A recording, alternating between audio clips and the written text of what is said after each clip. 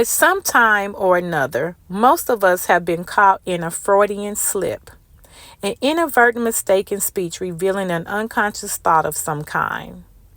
This is closely akin to the double entendre, a particular way of saying something that has a double meaning.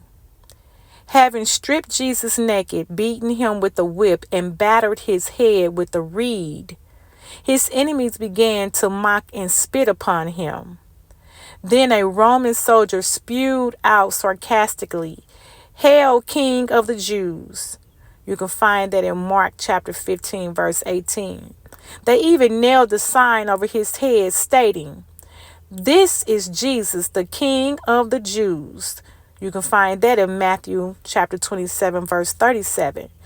Meaning, this is a cruel joke.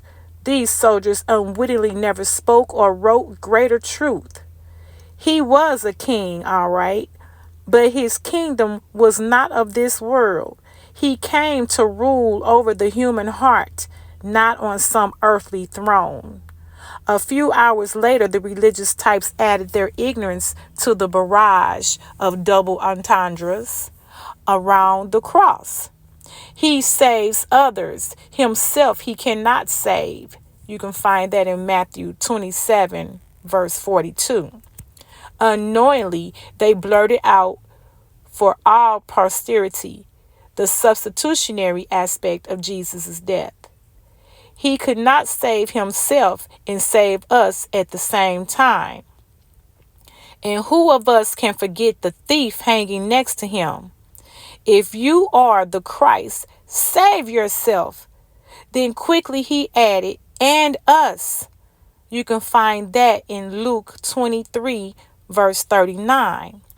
Jesus could not do both. He died so we might be saved. Amen. Our code word today is sovereign. Let these three sayings embedded in the larger story of the cross remind you today of God's sovereignty over the events of Holy Week. He was in total control. Marvel at this because you are a part of this story too. Amen. Here's a Passion Proclamation. For the Lord is a great God and the great King above all gods. That is Psalm chapter 95, verse 3. Here's our prayer.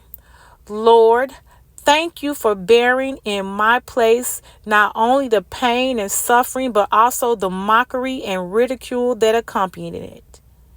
Reign today as Lord on the throne of my heart. In your name I pray. Amen.